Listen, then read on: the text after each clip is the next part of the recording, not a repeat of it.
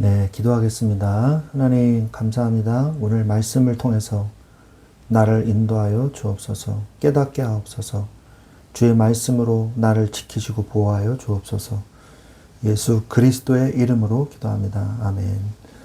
사무엘하 12장 9절부터 15절 말씀 보도록 하겠습니다. 사무엘하 12장 9절부터 15절 말씀입니다.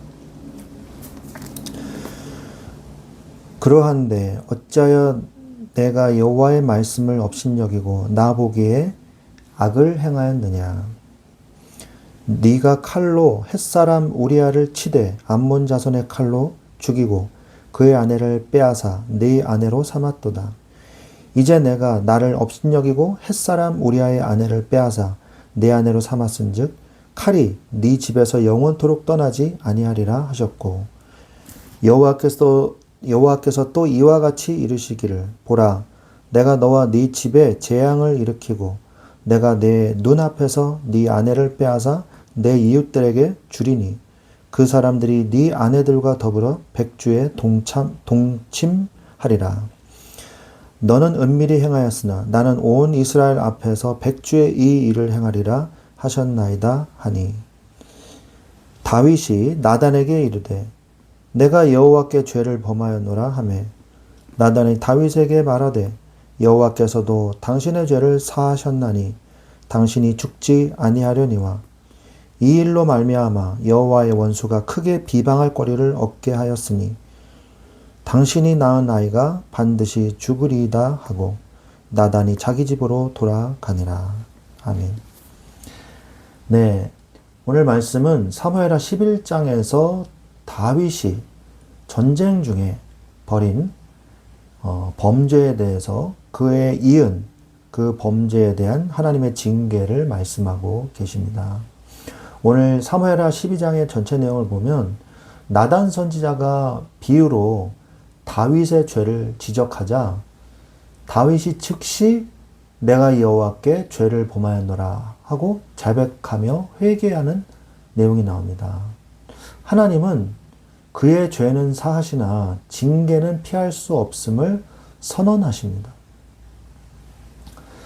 그리고 밧세바에게서 난 아이가 병들어 결국 죽게 되죠. 다윗은 아이가 살아있을 때 금식하며 기도했으나 죽은 후에는 일어나 경배하며 하나님의 주권을 인정하게 됩니다.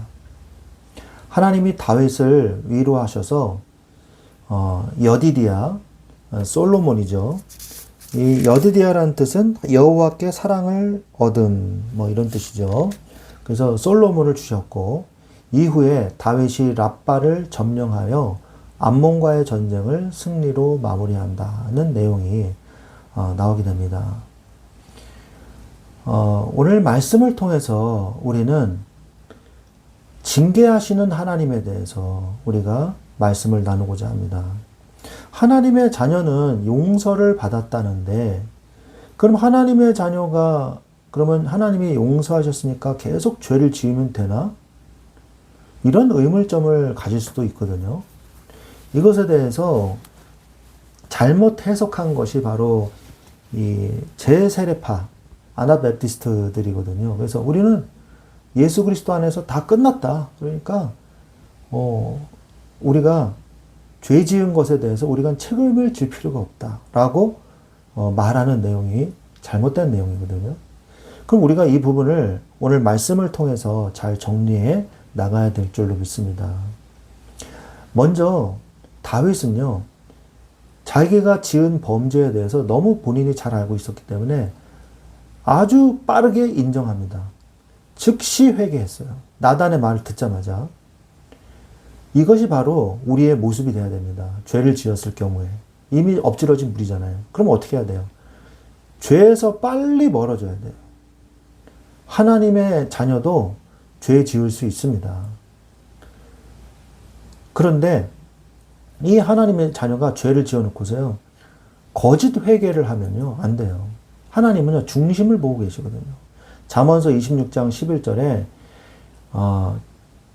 개가 그 토한 것을 도로 먹는 것 같이 미련한 자는 그 미련한 것을 거듭 행하느니라. 자기가 지었던 죄를 또 짓고 또 짓고 또 짓고 괜찮아. 용서받으면 되잖아. 회개하면 돼. 이건 거짓 회개예요. 용서받을 줄 알고 죄를 마음대로 저지른다? 이거는 하나님이 보시기에 아주 악한 짓이죠. 다윗은 그렇게 한 것이 아니라 중심으로 여호와 하나님 앞에 회개합니다. 우리가 중심으로 회개해야 돼요. 회개는 죄를 면제받기 위한 수단이 아니에요. 죄사함은 하나님의 주권이지 우리가 죄사함 받을 거라고 단정지어서는 안 됩니다. 물론 죄를 사해 주시지만 죄 지은 것에 대한 참회가 바로 회개예요. 죄 지은 것에 대한 고백이 바로 회개예요. 뉘우침이죠. 그리고 또한 하나님 앞에만 죄송합니다. 하나님 이게 아니고 사람에게 사과해야 돼요. 이게 진정한 회개거든요. 속건제가 바로 사람에게 배상하라 그러잖아요. 그게 바로 사람에게 사과하고 책임을 다하는 모습이거든요. 그게 바로 진정한 회개입니다. 하나님 앞에만 조용히 아무도 없는 데서 나 이런 죄 졌어요. 용서해 주세요. 그리고 끝. 사람한테 해를 끼친 것, 사람한테 손해를 입힌 것은 모르는 척 하라는 얘기인가요? 절대 그러면 안 됩니다. 하나님 앞에서 우리가 참된 회개는 사람에게 사과하고 책임을 다하는 거예요. 그 다음에 하나님을 향하는 거예요. 하나님을 향하라. 죄라는 것은요, 성경 헬라어 원어로 보면 하마르티아라 그럽니다. 너무 잘 아는 내용이긴 한데 그 말은 표적을 빗나가다라는 뜻이에요. 그러니까 하나님과 멀어진 관계의 상태를 얘기하는 거죠. 표적을 빗나가서 멀어져 버린 거죠. 그럼 회개는 뭐냐? 메타노니아라고 그러는데 회개는 마음을 바꾸는 거예요. 생각의 방향을 전환하는 거죠. 내가 가던 죄의 방향에서 180도 뒤로 돌아서 하나님께로 향하는 거예요. 그게 바로 회개거든요. 이것을 통해서 우리는 성화의 과정을 겪습니다.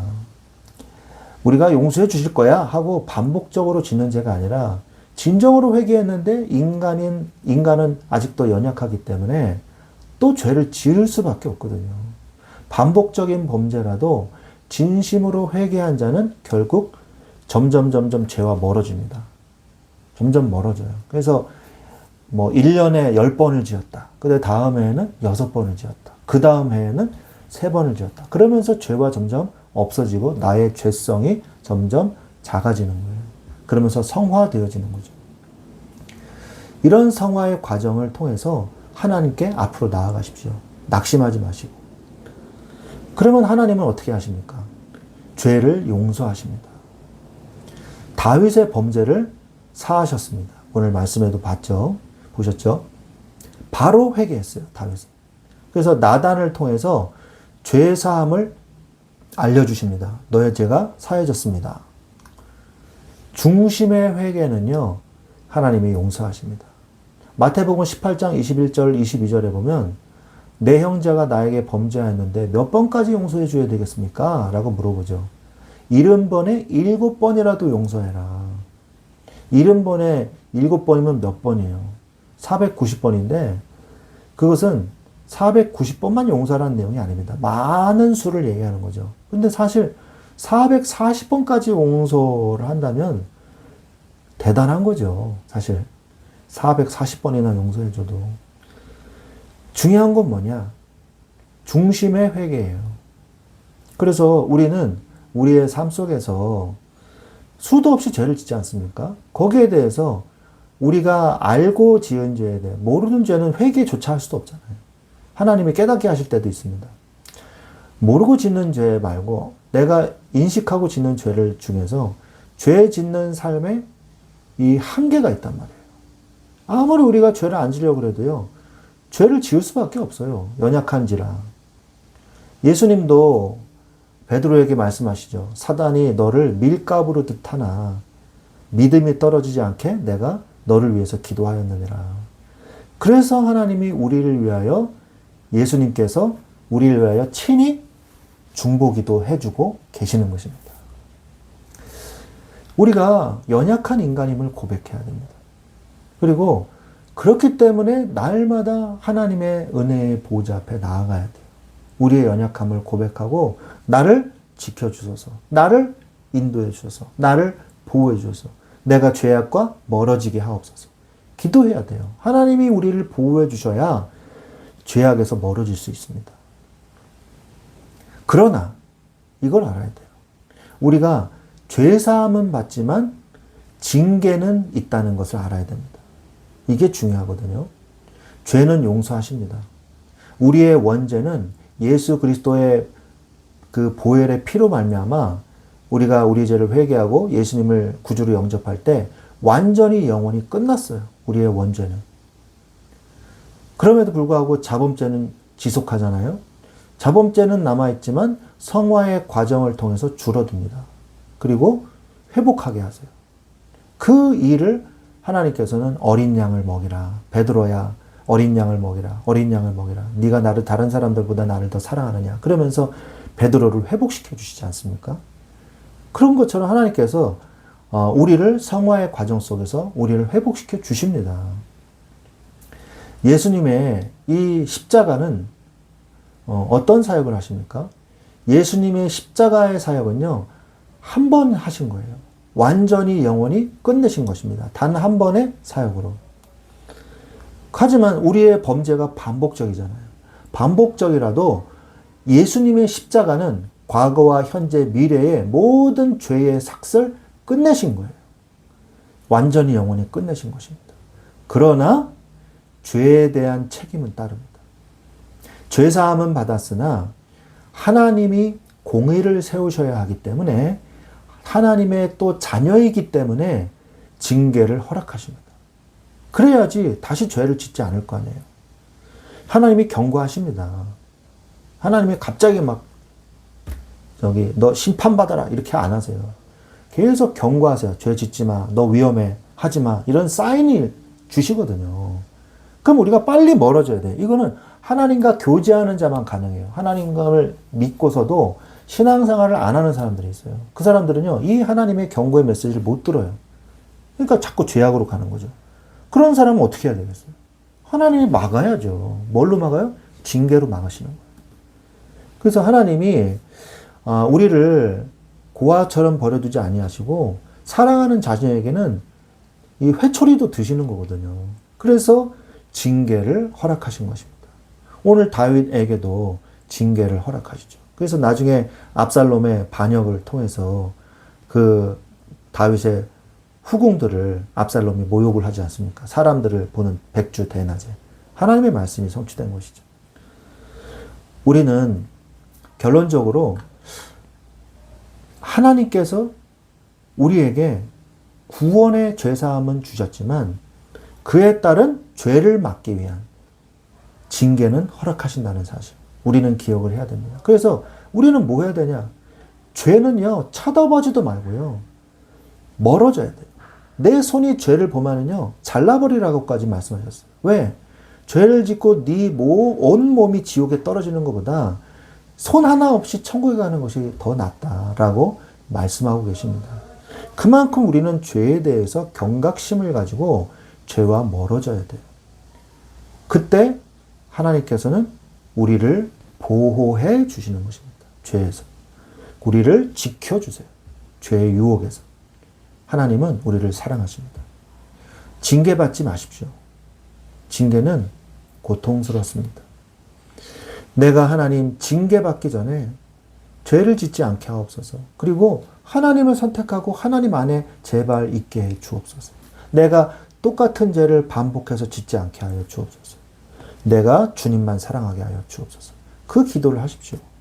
하나님께서 우리를 위하여 중보하시사 우리를 복음의 길로 끝까지 보호하시고 인도해 주실 것입니다. 이러한 축복을 누리시기를 우리 주 예수 그리스도의 이름으로 축원드립니다. 아멘.